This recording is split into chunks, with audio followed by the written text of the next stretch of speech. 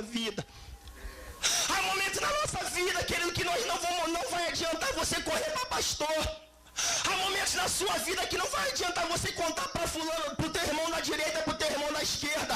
Há momentos na nossa vida, querido, que o Senhor vai te levar para o deserto e vai falar: agora eu quero saber o que está verdadeiramente no teu coração. Se você me adora em espírito e em verdade, ou você fala que só me adora da boca para fora. E nesses momentos, querido, só o Senhor sabe o que tu passa. Só o Senhor sabe o que tu passa, querido. Porque você tem promessa, você tem sonhos, você tem projetos. E você vê certas catástrofes acontecer na tua vida que você começa a questionar o Senhor. Por quê, Deus? Porque eu tenho que passar por isso, Senhor? Porque isso tudo está acontecendo na minha vida, Senhor. E aí você encontra as pessoas que estão do teu lado, aleluia, porque vê gotas de lágrima cair dos seus olhos, aleluia, começa a te criticar, falar que você é fraco, falar para você não desistir, mas ninguém sabe, querido, que está no teu coração. Ninguém sabe a dor de que é ter um filho entrando numa sala de quimioterapia, todo entubado, querido, um filho novo de 24 anos que tem sonhos e que tem projetos, querido. Só o Senhor sabe, querido, que você passou para criar sua filha, o seu filho. E a sua filha está lá na vida de prostituição, está mergulhado nas drogas. E você pergunta por quê, Senhor? Só o Senhor sabe o que é a dor do desemprego, querido. Só o Senhor sabe, estamos chegando no Natal aí, querido. Só o Senhor sabe que é você ver o seu vizinho, aleluia, comprando uma roupinha para a filhinha dele, comprando uma roupinha para o filhinho dele, aleluia, comprando a ceia do Natal, mas você não pode comprar porque você está desempregado. Você não tem dinheiro, aleluia. Aí eles veem a lágrima escorrendo no teu rosto. Não desiste não, para de ser fraco, para de ser bobo. Eu quero dizer, querido, que chorar não faz mal. Pode chorar, porque uma lágrima tua que cai é uma frase para Deus, querido. Uma lágrima que cai dos teus olhos são frases para Deus, porque a todo momento que você chora, querido, os anjos do Senhor têm que trabalhar em dobro. Uma, eles trabalham para te guardar. E segundo, cada lágrima que cai, o Senhor lá de cima fala: eu não quero que caia nenhuma no chão. Eu não quero que caia nenhuma no chão, porque quando tem adorador, quando tem servo fiel chorando, aleluia, nenhuma lágrima cai no chão. Traga-me, porque eu vou entrar com providência.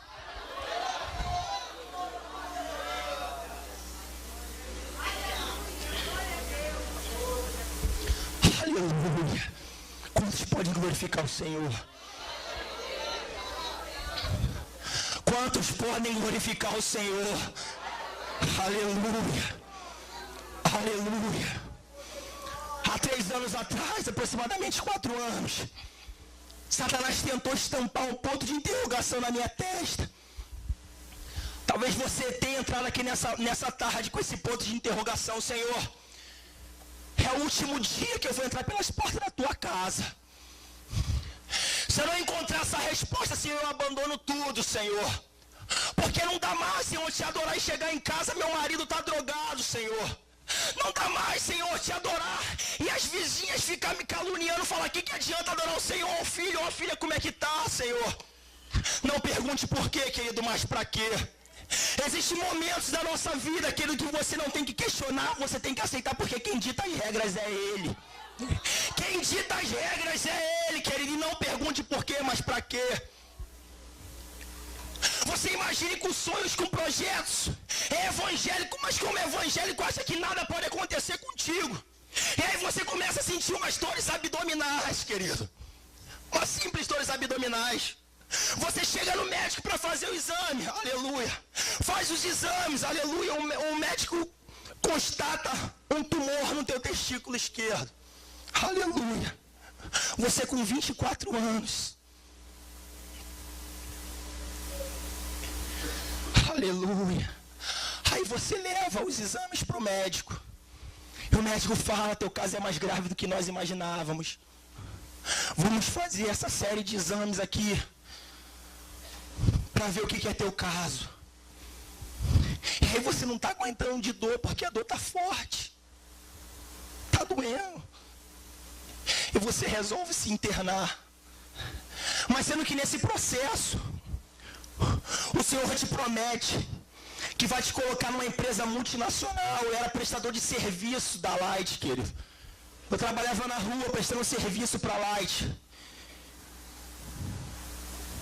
E nesse momento, aleluia, que aconteceu essas dores, eu tinha passado nos exames da Light. Tinha feito todas as provas, aleluia. Só estava aguardando a ser chamado para começar a trabalhar, fazer os exames médicos e começar a trabalhar. E aí, quando eu fiz a cirurgia, aguardando 15 dias para pegar o resultado da biópsia, crente fiel, Senhor, eu não estou com câncer, Senhor. Eu não estou com câncer, Senhor, porque eu sou teu servo, Senhor. Eu sou teu servo, Pai amado e Pai querido, e eu não estou com essa doença. Está repreendido, Satanás, aleluia. Mas a tua fé não adianta, querido, você tem que passar. Você tem que viver a sua própria experiência e parar de viver a experiência das outras pessoas, querido. E aí você chega no médico crendo, aleluia, que está curado, que não é câncer, aleluia. E o médico olha para você e fala: jovem, teu caso era aquele mesmo que nós imaginávamos, tu está com câncer. Aí você vê o buraco se abrindo, e você querendo se jogar dentro do buraco. E a sua mãe do teu lado, que não está entendendo porque não é evangélica, começa a questionar. O Senhor pegou muito pesado contigo. O Senhor pegou muito pesado contigo, Ele não pode fazer isso contigo. Eu sou tua mãe, e pela lógica, você tem que fazer o meu enterro, eu não posso fazer o teu enterro. E aí você vê a emoção da tua mãe, porque só, aleluia, Deus sabe a dor de uma mãe de ver um filho de 24 anos, novo, que nunca tomou um ponto, nunca foi internado, querido, aleluia, naquela situação, condenado pela medicina, câncer no testículo, câncer no pulmão, e o médico chega para te dar alta. Jovem, não desanima não, que tu ainda tem chance. Pode chorar, igreja, chore.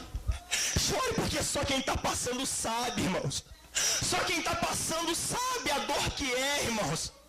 A dor que é, aleluia, seu filho te pediu um brinquedinho e você não tem dinheiro para comprar o brinquedinho que seu filho quer. Só Deus sabe a dor que é, querido. Na segunda-feira de manhã, diversas pessoas acordando para trabalhar e você não pode ir para o teu emprego porque você está desempregado, porque você bate na porta e a porta não resolve abrir para você, querido. Só Deus sabe, querido. Só Deus sabe que você está passando.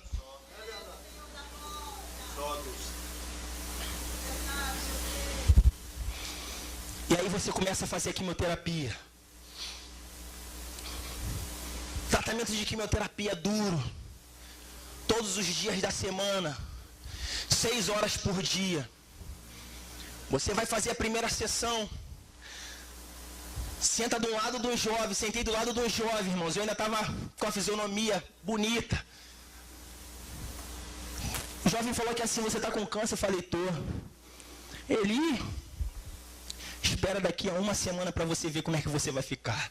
Aleluia.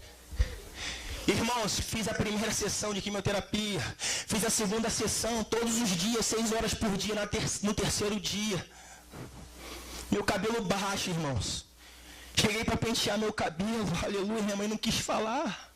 Mas criou um buraco aqui na minha cabeça porque meu cabelo começou a cair. Minha sobrancelha começou a cair, irmãos. E eu virei chacota, pessoas zombavam de mim. Cadê o crente? Olha como é que ele está. Pessoas riam. Pessoas estavam esperando, aleluia, a notícia do meu